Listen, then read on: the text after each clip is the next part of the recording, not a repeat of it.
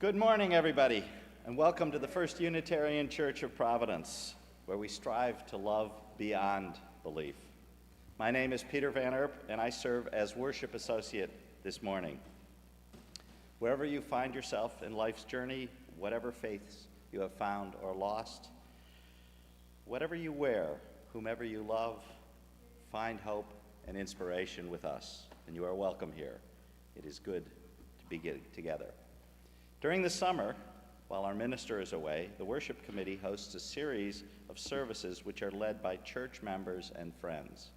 This morning, Pam Stager will be leading the service. Pam serves as co-host for Courageous Conversations and also as Director of Public Engagement for Courageous Rhode Island.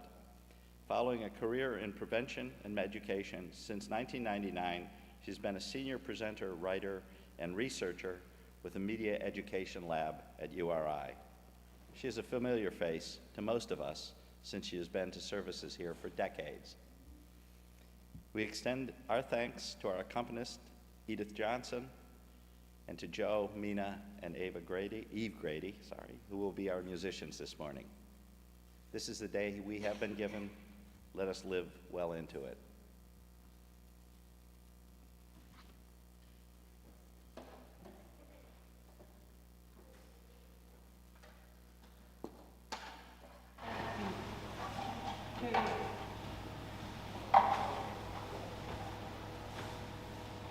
This is the prelude, but if the Spirit moves you, of course, please sing along.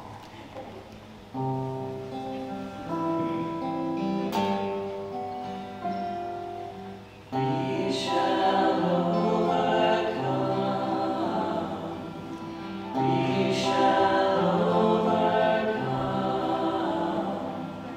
We shall overcome someday.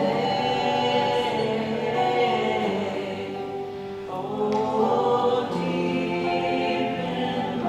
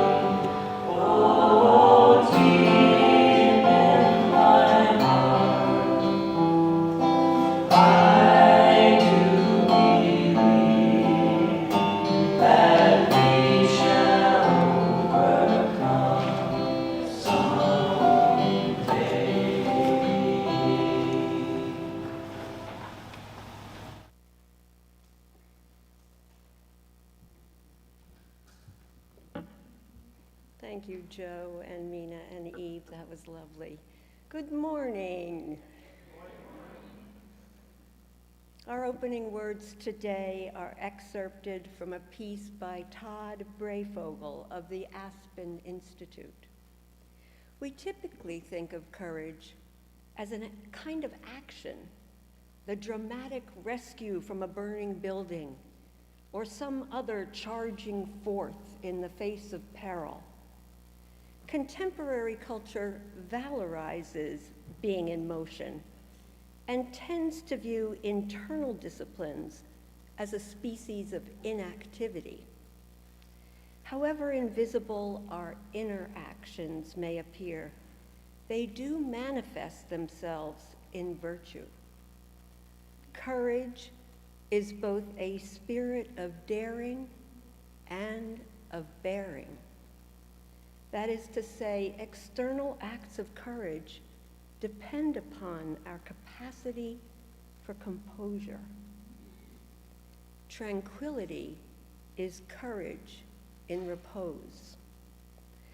The Sabbath, whatever day on which it's celebrated, is a day of intentional rest. But that does not mean it is a day of inactivity. How do we practice that inner courage to face our fears, our uncertainties, our weaknesses? How do we practice the calm that allows us not to be shaken by the storm? What elements in our inner life would we want to be more courageous in addressing? How often does our striving for daring obscure our capacity for bearing? Quiet gives us space for something more. Now, please join me in reciting the words of our chalice lighting found in your order of service. This light burns also in our hearts, and it lights our path toward harmony, justice, and hope for all.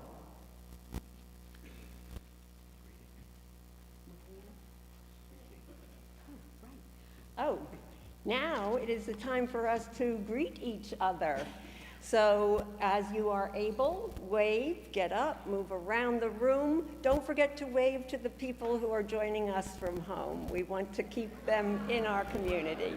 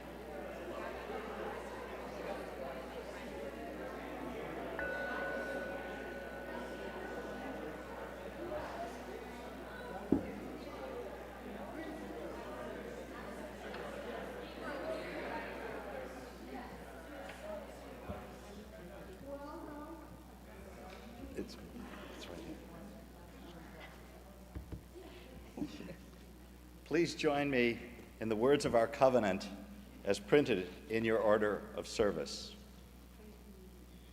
We, the members of the First Unitarian Church of Providence, with respect for the worth and dignity of each person, with wonder at the light we know by many names, and with gratitude for our deep connection to each other and to the larger web of existence, covenant to walk together in our search for truth, seeking the paths of wisdom, compassion, and justice.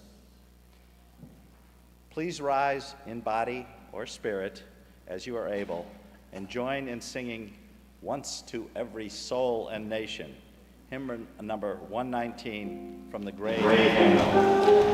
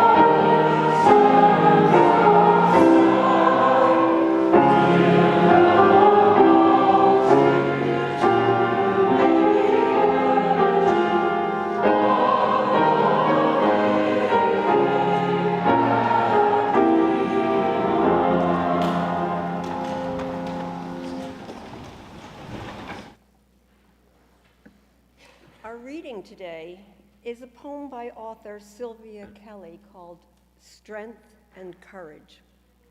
It takes strength to be certain.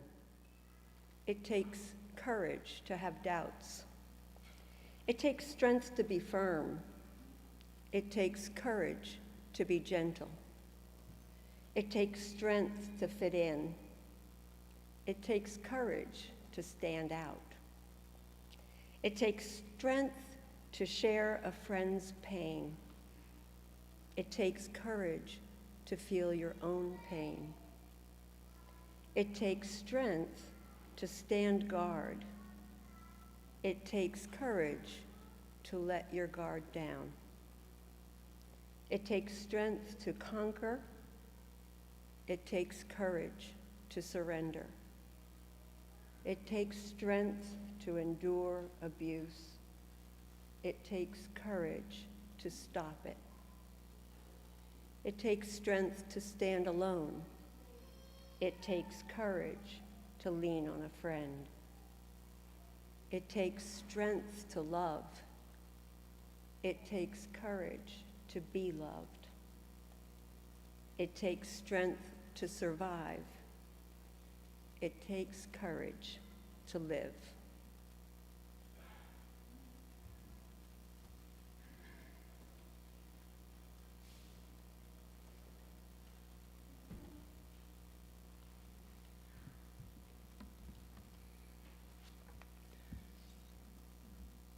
Life is a gift for which we are grateful. We gather in community to celebrate the glories and mysteries of this great gift. I will now read the joys and sorrows of this congregation written in the book in the back of the meeting house. We recognize these joys and sorrows with candles lit from the flame atop the pedestal from our partner church in Transylvania.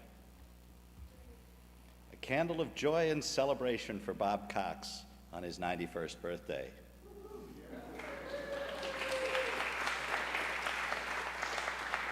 Happy 81st birthday to Sandy Schacht. Onward, candle in hand, fire in the cook stove.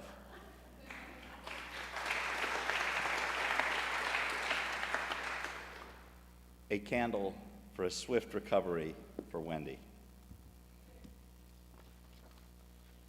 In the words of Mary Oliver, to live in this world, you must be able to do three things: to love what is mortal, to hold it against your bones, knowing your own life depends on it, and when the time comes to let it go, to let it go.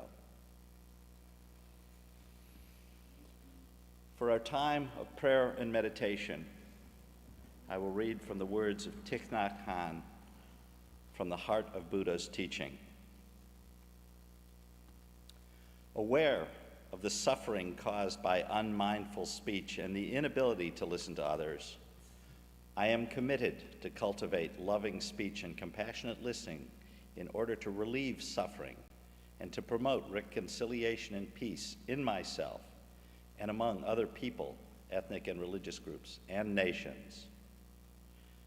Knowing that words can create happiness or suffering, I am committed to speaking truthfully, using words that inspire confidence, joy, and hope. When anger is manifesting in me, I am determined not to speak. I will practice mindful breathing and walking in order to recognize and to look deeply into my anger. I know that the roots of anger can be found in my wrong perceptions and lack of understanding of the suffering in myself and in the other person. I will speak and listen in a way that can help myself and the other person to transform suffering and see the way out of difficult situations. I am determined not to spread news that I do not know to be certain, and not to utter words that can cause division or discord. I will practice right diligence to nourish my capacity for understanding, love, joy, and inclusiveness, and gradually transform anger, violence, and fear that lie deep in my consciousness. Let us now enter into a period of silent meditation. During this period of silence, if you have lost someone close to you in the past year, you can recognize that by standing or raising your hand.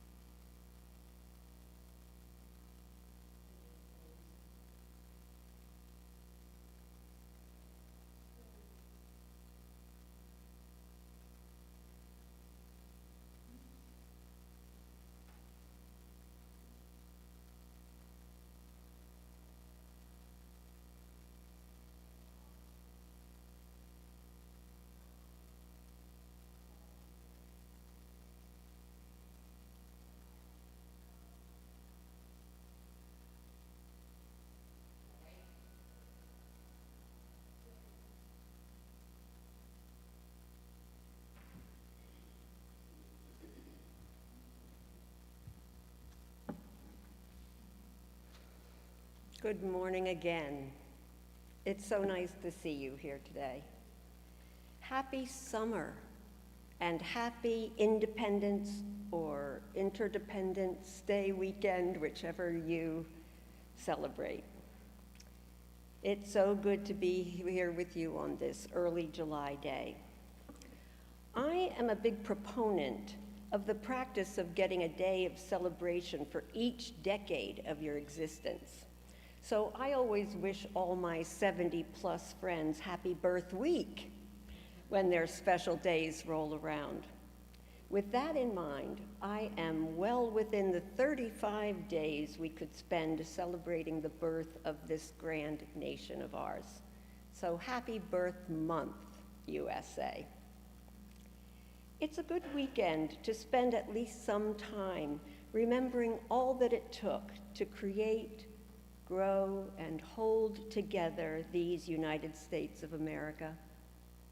From its infancy as 13 original colonies to the world power it is today. It took a great deal of courage on the part of a great number of people. And just try to imagine the courage it has taken the native peoples of our land, whose ancestors had lived here for 30,000 years before Europeans arrived, to just survive all that eventually went with that immigration to their land. With that in mind, it is fitting to acknowledge that we here in Providence, Rhode Island, are on lands that are within the ancestral homelands of the Narragansett Indian tribe, and that beginning with colonization and continuing for centuries, they have been dispossessed of most of their ancestral lands here. The Narragansett Indian tribe, whose ancestors stewarded these lands with great care, continues as a sovereign nation today. May we work together to build our future with truth and courage.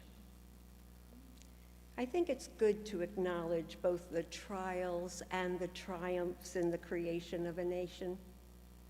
As has been the case at other times in our history, these United States of America haven't been feeling too united recently, have they?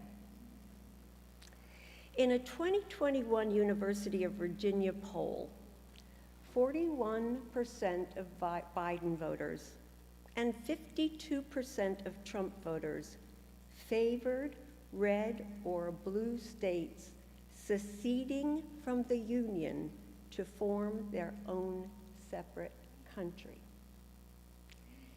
That statistic shocked me when I first came across it, but it speaks to the depth of feelings that our current state of polarization has engendered on both sides of the political, ideological, and cultural divides. As a prevention specialist and media literacy educator and advocate for decades, I've been trying to spread the wise words of one of my favorite founding fathers, Benjamin Franklin.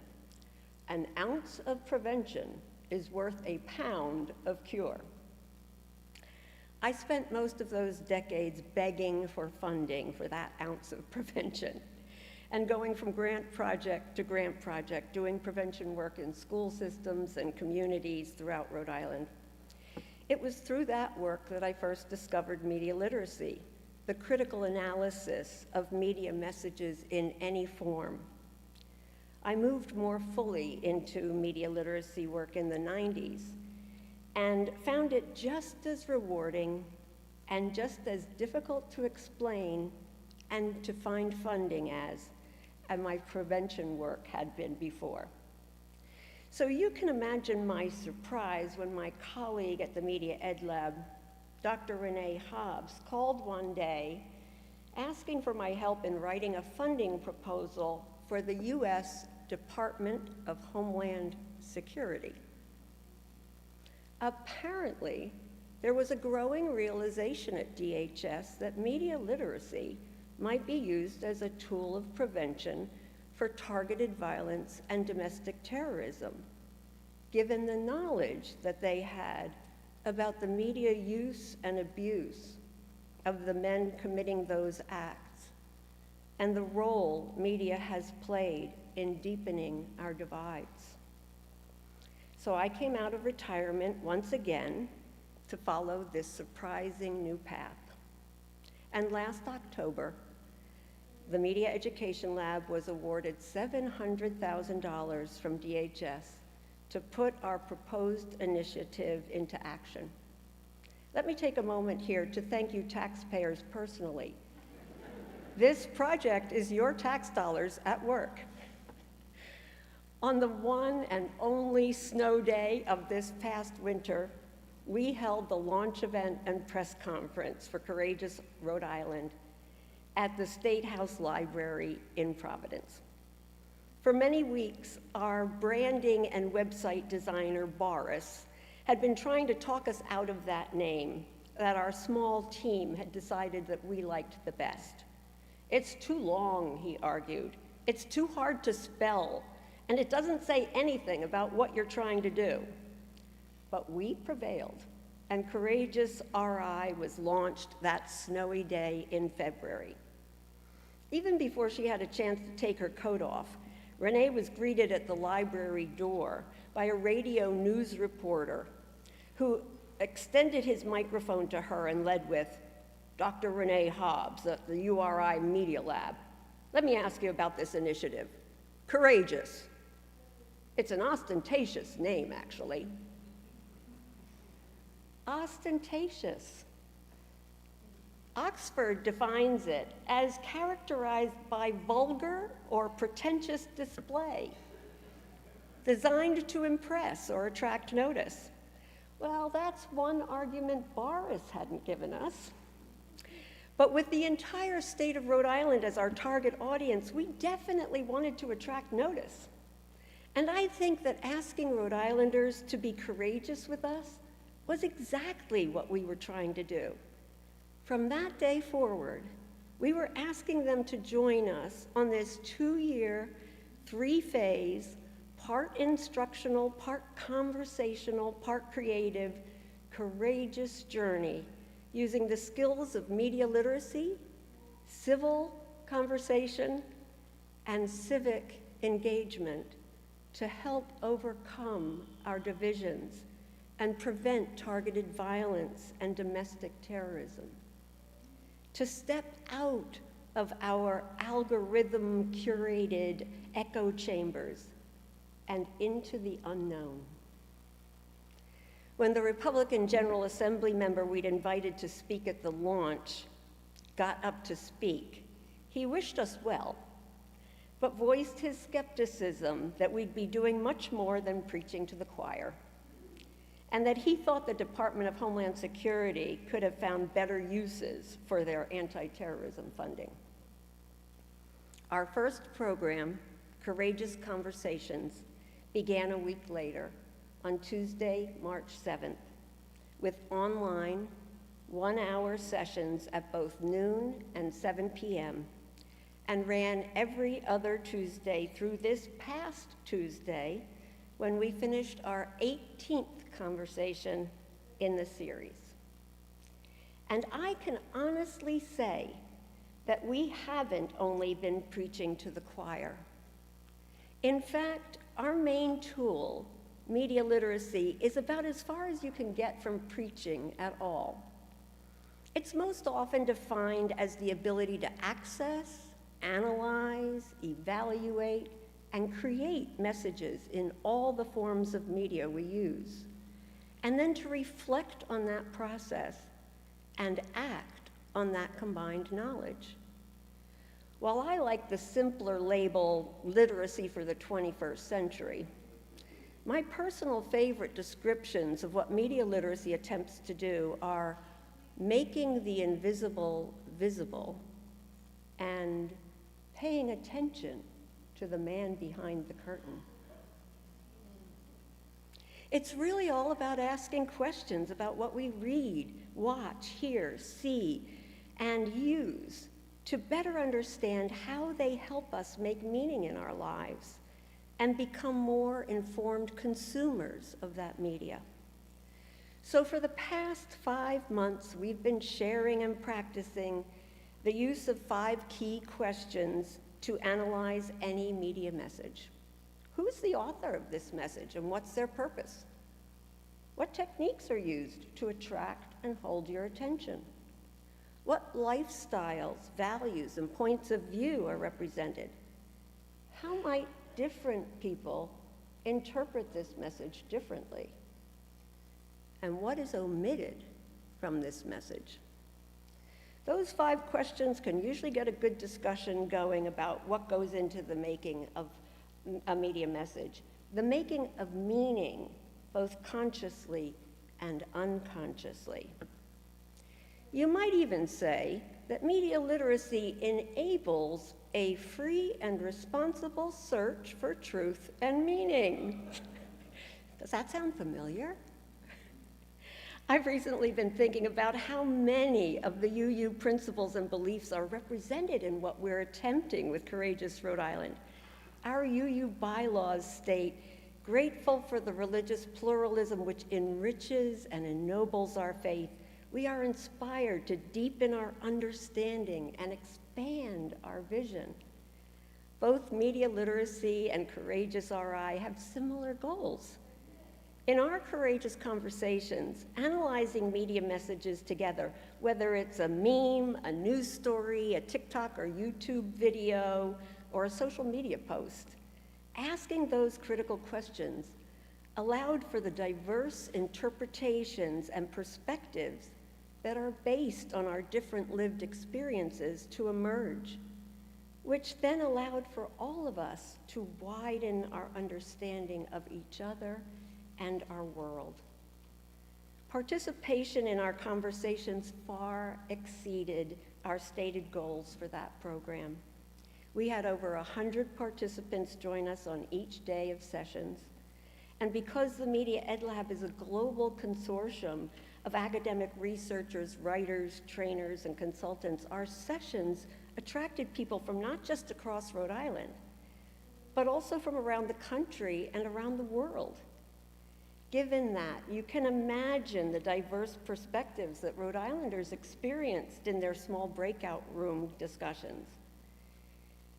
As a co-host of the instructional part of these sessions and a facilitator of one of the small group conversations, I rarely got to read the chat comments during a session.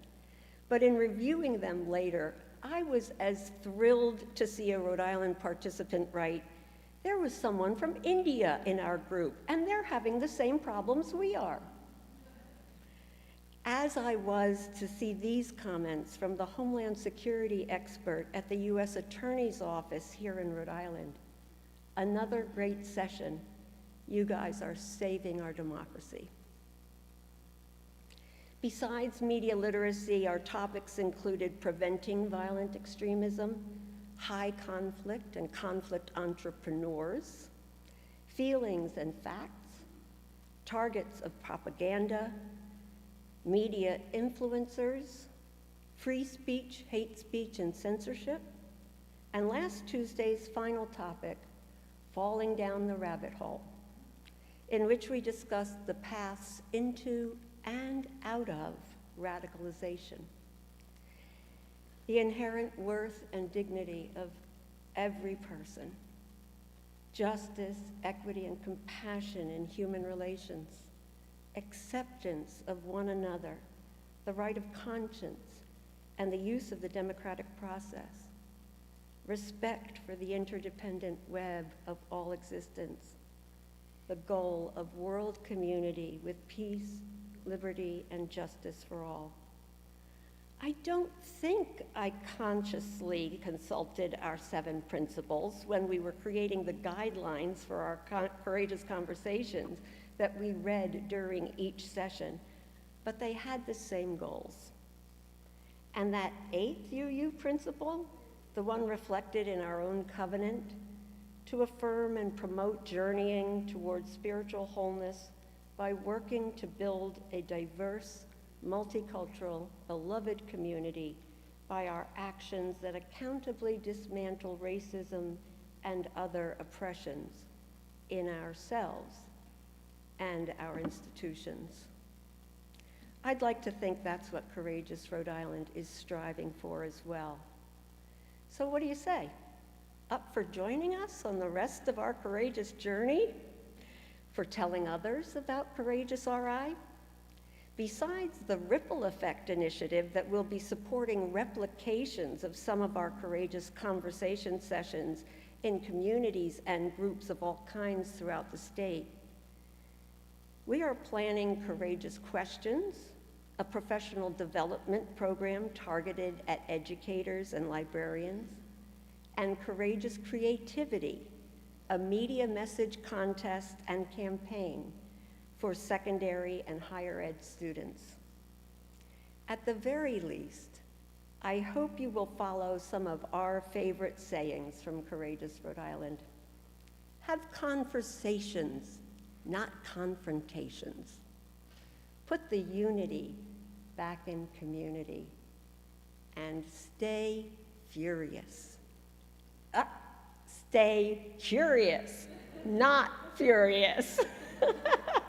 Wow, Freudian slip. So now I'm going to ask you to stay seated and ask Neil to come up to help me, because our final hymn is a round, and we are going to give it a go. So it is number 1023 in your teal hymnal. It's called Building Bridges. Edith is going to give us a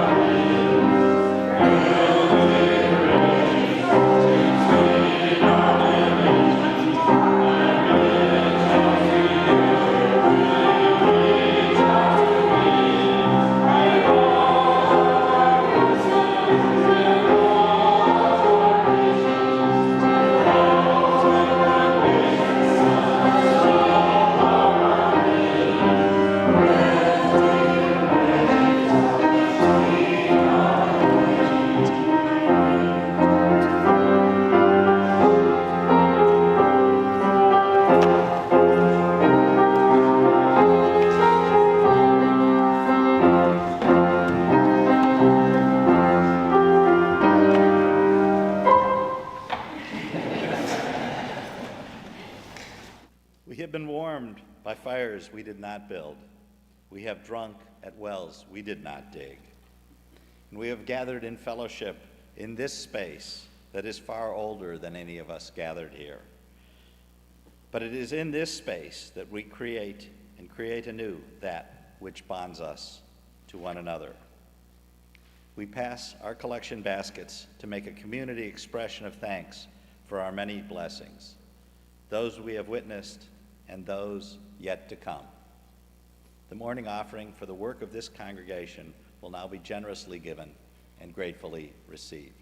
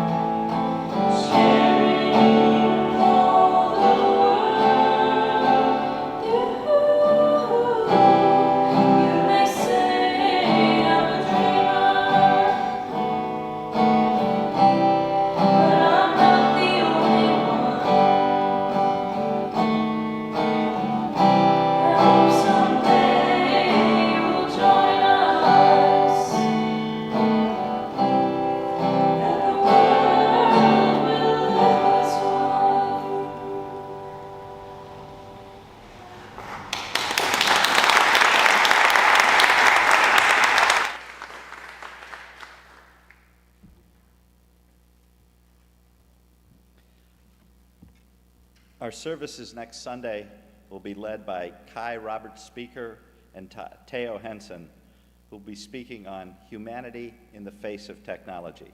We look forward to seeing you then.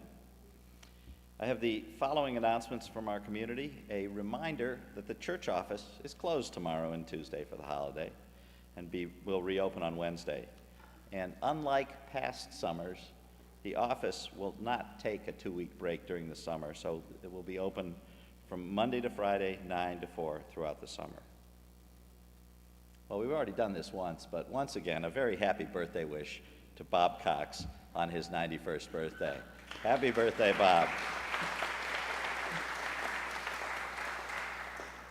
And due to the weather, coffee hour will be inside the parish house. Pam has some materials with more information for those interested, and she reminds us that this is not homework. Be sure to check the First U Times, which is sent every Friday afternoon for all the important information you need about upcoming events here at First U. The Times is sent by email to all members friends, and others who sign up to receive it. You can access it and sign up through our church website or fill out a guest registry form at the welcome table in the meeting house. Okay. Quick change. Please join me in the words of our chalice extinguishing. Carry this flame of peace and love until we meet again.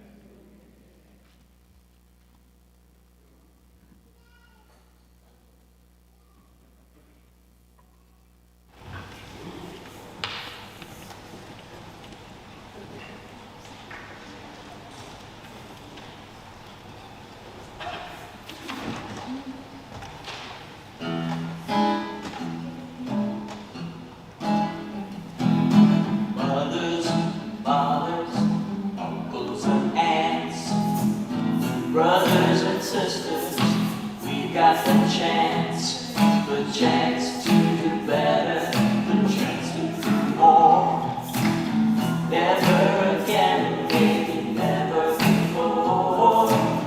These are the people, this is the time, this is the place we got to make up our minds. We are the people, now is the time. This is the day we're gonna take off and fly.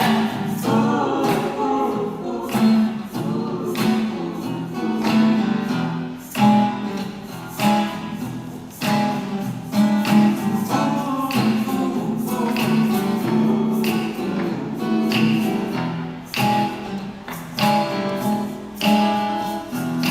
brothers and sisters, we are the ones.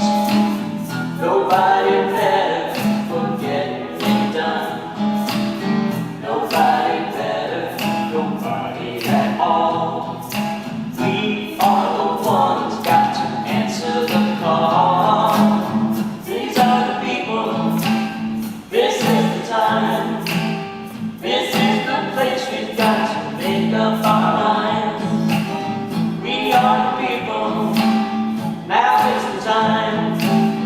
This is the day we're gonna take off and fly. Ooh, ooh, ooh, ooh.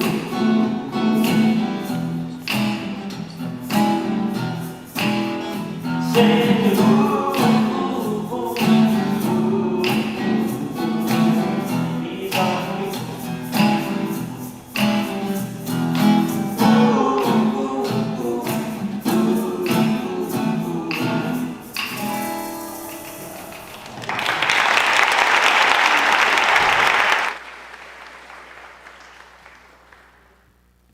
Big shout out to all our musicians today. So now please join me in singing Shalom Havarim on the blue card found in the pews. Shalom Havarim is a beautiful Israeli folk song that can be sung as a simple melody or as a three-part round. Don't worry, I'm not going to make you do that again.